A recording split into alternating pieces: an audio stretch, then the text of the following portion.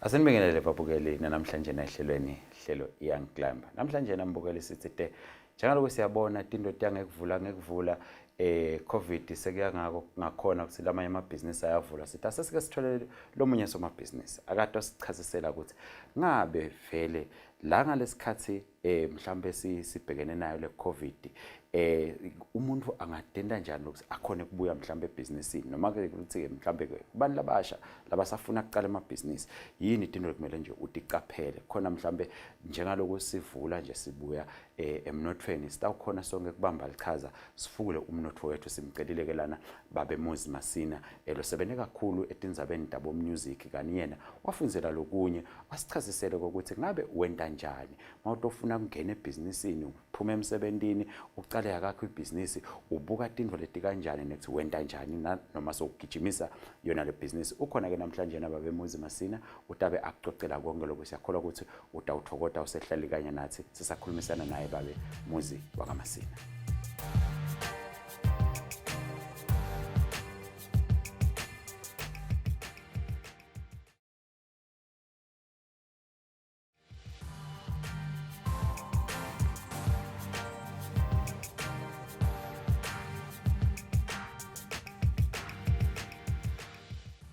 Baba MASINA umuntu akabonga nje ukuthi ube kanye nathi ehlelweni lana si mhlambe ngathanda nje ukuthi mhlambe siqale la kutheni ebusinessini thina Eswatini usasebenza umlungu ufika njani nje ebusinessini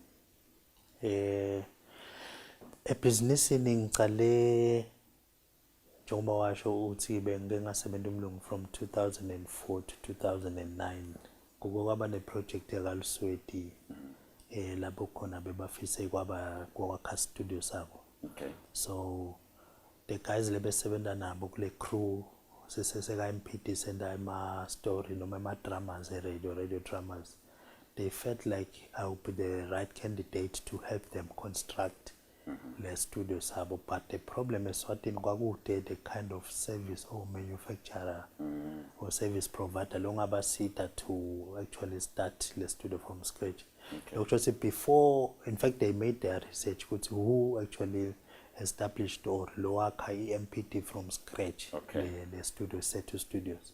So I think from there or babona look 7 hour student the kind of equipment they had. But sebang approach about we want to give you the tender or the opportunity ukuthi usakhele le studio. Okay. How about if you could register your own company? That is how I got the opportunity. So I registered and I sent them a quotations, Ekwakale studio. So that is where Temtem was born. Okay. That's where I actually acquired my capital for Temtem Music. So I got that money. Abakela studio sabo. Okay, fine. Lo mnyanga tibuta uthi le mali bese iningi kangako yini ukuthi yase yakha studio sakho nawe waba overcharger. Yes, just overcharging I would say. It wasn't like that. Luckily enough after sesakhile le studio sabo that money le angisalela nami ngakhona ngicala tibonza which is soundproofing. Okay. Le la ngisebenzela khona currently. So sesiphelile ke studio sakaliSweti. Sasakha nje letibonza kwase kuthingeka ukuthi kufithwe equipment. Okay. So nakhona lapho banga approach ukuthi what kind of equipment can they fit. Okay. So at that time they felt like they have a South African company that can fit the equipment. Okay. But they need someone or liso labo or a consultant. Okay. Locally. Being a consultant, now consultant we ubuke or uthole percentage yale project yo. Okay. There was another money again. Okay. Going into my account because I remember very well it was almost $500,000 of equipment to be fitted in that studio. So I told her a percentage of that amount. Okay. Still that money went to Temtem. So liqhubeka ngeta studio sam. Sesiphelile ke studio sakaliSweti sesifitted. Now they don't have an engineer. Okay. Again. Now six studio sam sesiphelile wakha sesifitted equipment naliSweti red. So I'm competing naliSweti. So what would happen or what happened? Kwakuthi emini I became their engineer. emini ngalisweti nzambama ngisedemdem So sebenza sengisebenza kwami sengisebenza umusic because isweti wasn't doing music. They were doing radio dramas, adverts. They were doing those corporate jobs up. So emini I'm doing their jobs. Nzambama ngingademdem. That money again was going to Dem music. Mhlambe ba MASINA lo muntu uba nekuthi awuyini ngathi wena vele wathi khanza usekhathi emhlaneni embeleko ngenye i-view yomuntu lo that wena wabanenhlanhla labeva ngathi bani labaqala emabhizinisi bani labanenhlanhla lokunye ke ukuthi ngalesikhathi unengcondo yemcashi yesicashwa ngisho njalo yesisebenzi ukhona njani lokushintsha emagiya ubese so uthola le ngcondo nyalo yasomabhizinisi ukuthi imali lomnye bathi uma ngiconsultant simbona sika imoto lana sibone ashintshe inenzayo lahlala kiyo rent stairs khona dojabula ukuthi hayi I'm upstairs I'm downstairs I'm in the pool ukuthatha khona lokho bese uqabanga progress uyekele kuva ukuthi awunayo imali uyidlise komandongomani. I think lo kwalisweti came as a result of my background. Okay. Yes. Business ngakubekisa wena cebisa ukuthi in life unawukhula umntwana khona kadlala lapha ebaleni. You actually can tell ukuthi nakakhula lo mntwana lona utawukhula beyini. Business ke mayikaqali ngoba senga empidi noma silokhu sengithole iopportunity yokuthi ngende lo because babona lokho nje it's because of what I was before they got there. Asengilokubekisela uma sisebenza e-studio kasethu there were times that were happening ukuthi kalisothi bakushayela ebusuku nga9 bathi yathi sekushintsha imessage ku storyline sethu. You understand? Kufuna siyosebenza nyalo. You understand? Nangilomunye umuntu botothi wena hey isikhathi sami leso isikhathi semlungu sicala nga8. Okay. You understand? Yabo. But because they know or they saw my passion in business, I would wake up ngaleso sikhathi ebusuku. Sambe sosebenza kuze uthi product yabo iphume. So they believed in me from there. Bengisabuya ne background ngithi umntwana nakasesemncane uyambona. I started very low primary, there were smaller businesses that I was doing. Ngake ngasharisha some background ku my FB page. Ukuthi a primary I would sell sweets. I would sell sweets ngiyakhumbula nanga standard 4 I bought khona nakwakho sasibukela ngakho amafilimu nje ukubukela la ngiyabona ngithenga ngemali emasweet hamba so bengilala naye 5 rand ekhaya ngale 5 rand was big money back then. So ngathenga lokho at the same time the very same year I managed to buy a bicycle second hand primary. Imagine primary I managed to buy a bicycle ngithengela le bicycle for the mare ukuthi bani babhadala le mare liyangisita nangeesikolweni but ngishaya mare afike esikolweni bani bashaya mare. So uyabona ukuthi the business mind started lend us. So lokwendekako ukuthi ke anangicitha isikolo I went to university. Angisuka eMvasi ngahamba ngayosebenza e-airport because kwakuyi traffic control so another opportunity kwenta bo air traffic control or you could expand it to piloting. I left that place because I had done sound engineering part time. What's Transworld Radio. I just did that during my school days as a high school. It was only on Saturdays. Nagiwa ku study I would go to Transworld. We did that sound engineering such that even noma ngifika ngiyokwenda iCommerce eMvasi I would leave after class back to Transworld to do that because that taught me sound engineering, taught me installation in sound, taught me a lot in audio business.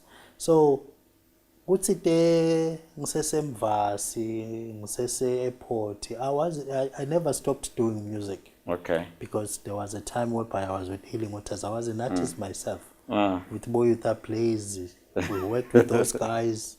Ngisesesikolweni ngiyaspana yabona. But I remember nje umphathi wami wase-airport besicabana cause 70 shift work.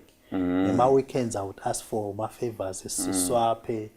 Babona ukuthi yade mnakethu wena kahle kahle lana uyendlula. So I used to work with the studios as a media center. Nakhona lapho, it was the very same working ethics langsita. Because how did I leave airport for MPD? How did I get the job at MPD?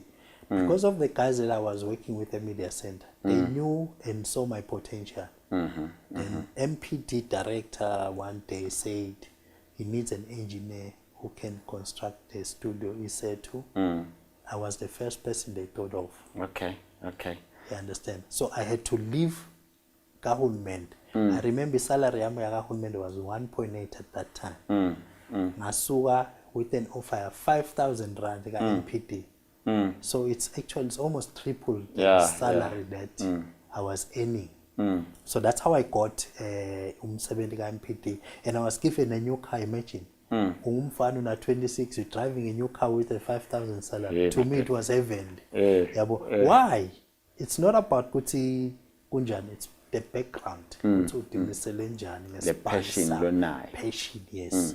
So Lusweti saw the passion nafika MPD wayi embrace. You understand? Asendlule ke lapho kwecebisa. Sesicalile siyasebenza dem is born. Now it's a business. Sengusokubambele soma business. Soma business. Sengolo kufuna udecide ukuthi ungena nini uphuma nini spine. Business is never a joke. Lo mnyaka ngakhuluma athi hayi njani. A business is like a season. Mnyaka ne summer, autumn, spring. Business is just like that. Tondeka la khona itawubhumsha khona kutondeka khona kuthi nya kube winter, but you must find ways of surviving. That is when the other businesses were born, because Dem does 3 businesses basically. We're doing studio, we're doing sound hire, which we do stage lighting for events. Then we do a shop. We've got a musical retailer shop. So we sell instruments. So these 3 businesses, kuyendeka ukuthi ema events kube makhada, kube bede business ka sanaya. Kwendeke ukuthi kuphele kwendlule bo Easters kube bede business studio, but ikhona shop. So abengiloko asitana. So there are other business that we do emaceleni, like kunetimfuyo sometimes ungathi buta uthi masina tinkomo utitfola njani. Sole inkomo. The way ngathola ngakhona ubu record artist uthi hayi nginetele ensikati mina na ungangineti inkomo lensikati ngiyakurecord ngiyakufaka studio. That's how I end up the checklist. Ayi mbukeli uyayiva lenzaba, sitawufuna ukuthi njengaloku sekashilo babe dem la ukuthi na ama business start masibuya ekhefini sifune kuva lokuthi wendelani lokuba nema business amaningi, akwendani, wakhona njani kwagijimisa onke, nekuthi ufika njani lapho ukuthi mhlambe usuke wena uqala studio uwabone ngani lama opportunities lamanye ukuthi angibe nananga lamanye ama opportunities. Konke lokhu asichasisela babe MUZI MASINA lana masibuya khona ekhefini hlaka kanye nathi mbukele kwanyalo sathi ishelele ekhefini.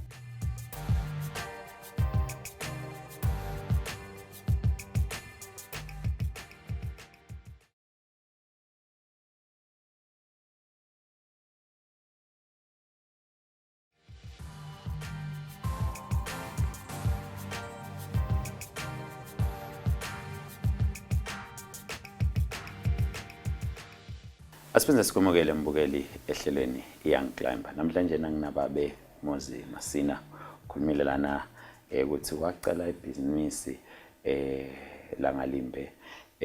Sibuka nje ukuthi uyiqala njani ibhizinisi ekubeni umuntu lobeka sola sebenza. Uyasho ukuthi i-passion involved kwenda ukuthi naleyo business ukhona nekubeketela ubukhulu bayo.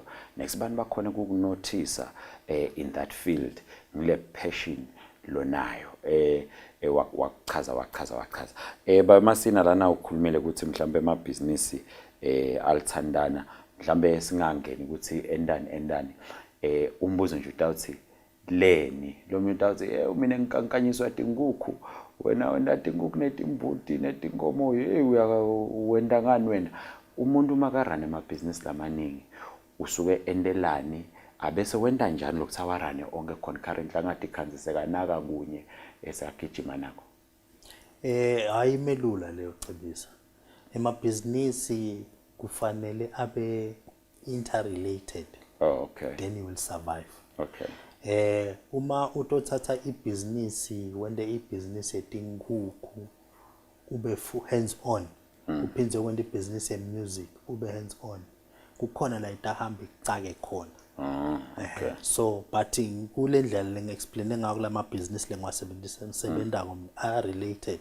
okay because lona uyakudzinga lisito la B na B uyakudzinga lisito la C but are all under umbrella ngabekisela my company says them music naso sichongo sakhona kude the music kune studio that is music kune sound high that is music kune store that is music so uyayibona le umbrella ngiyabona so uma wenda ibusiness you must have full knowledge okay because kulikhuni ngakubekisela njengoba ngithi going back nangisebenza studio ka MPD my director couldn't open up a business computer ye music nangiphuma mina ngingekho no one will run the studio ngiyabekisa but mina kule business ngisebenza studio nangaba ungekho engineer ngihamba ngiyokwenza live sound ngihamba ngesitolo mina ngiyothenga product ngifunze ngikuconvince as a customer so ngiyona ukuthi you must run a business la interrelated utoba ne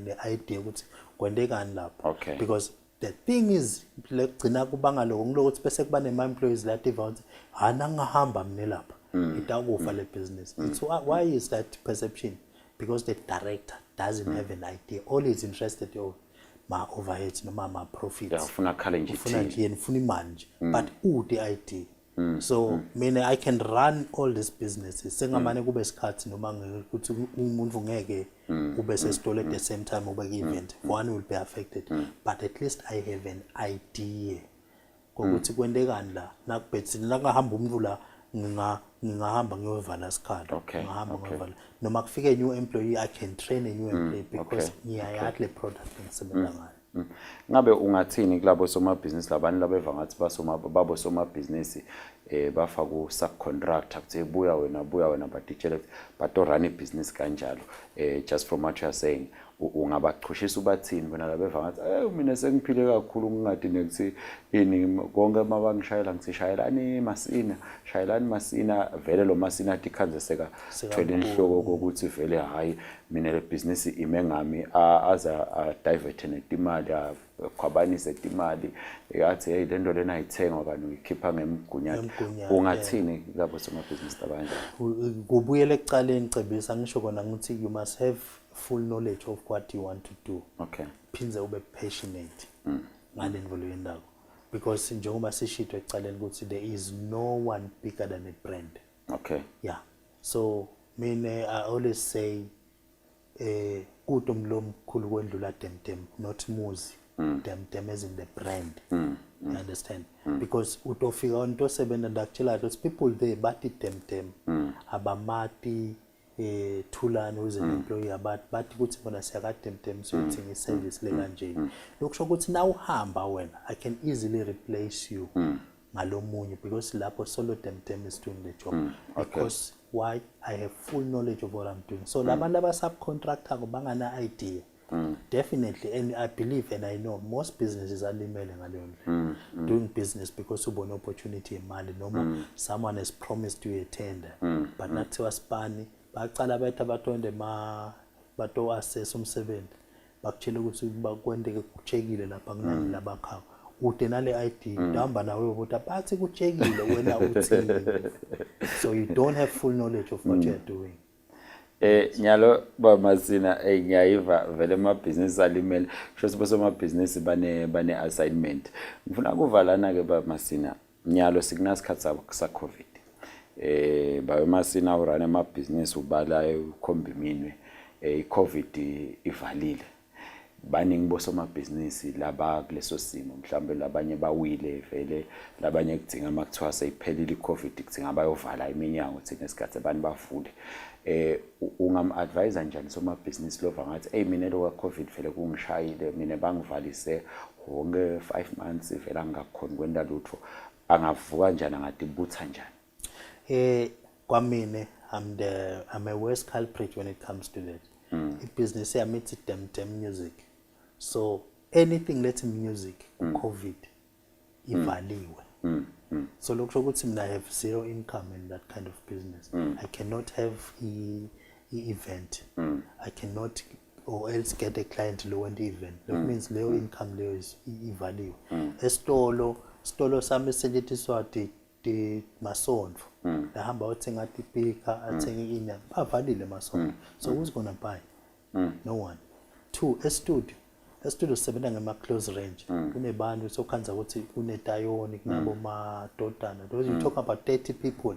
in numbers those people are no longer recording so that's zero but again you need to survive as a man kumile vele kwanyalo ngeke ngisabusho nokuyakaphomeza ngiyocela ilicense ekusebenza because athi ufuna ukugumbaza ke masini asprint iCovid vele sekufuna but you need to make ends meet unabantu bana ekhaya kufuna badle kufuneka nana uvuke khona leso umsebenzi kwaona lama premises la ucashe khona la kunalama business khona basolo bayacela bafuna rent how do you survive you have to make means okay mina I can say dem music in as much as COVID inshayile vele around winter ngaphezulu ukuthi uNkulunkulu uphinze wasibuka nalesikhathi le COVID ayibambe la ku winter vele around winter nasi ku music uvamisile lokuba dry okay yeah but ke lokhu uhlala kwethu emakhaya actually taught me other things while I was working konke kukahle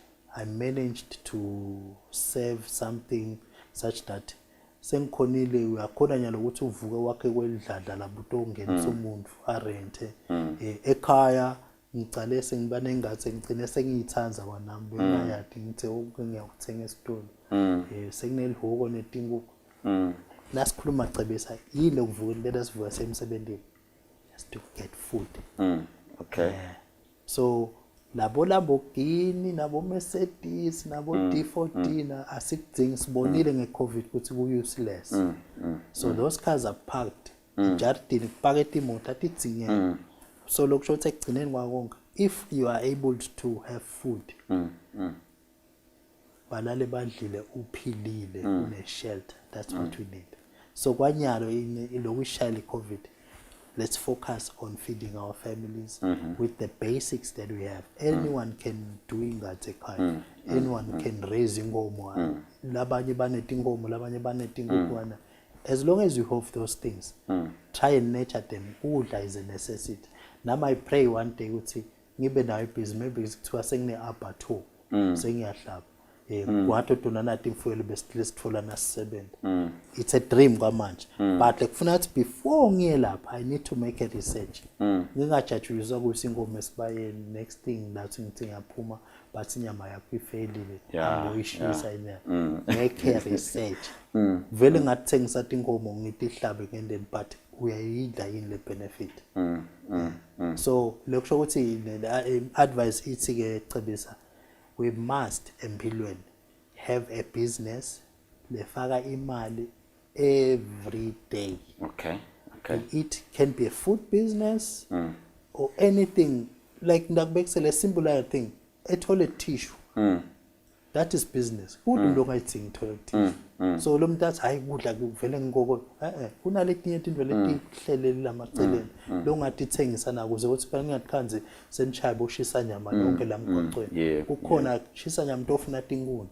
lokwenza ukuthi nawe unelihlashana lakho ungatokatoka uthengisele lapha bayadzinga wena unetinkomo washaya uhlaba inkomo uthengisa so kunaletinto letito wathi kaloku every day ngalala naye 50 hayi 5,000 50 rand 50 rand goes a long way ku your daily expenditure yakho so it's a matter of planning and wise up because we are better COVID has actually killed a lot of business and we recover as umnotho utawuthatha isikhathi true Baba Masina sikhathi kayangiklamba bese sesivele nje sesiyanyamalala.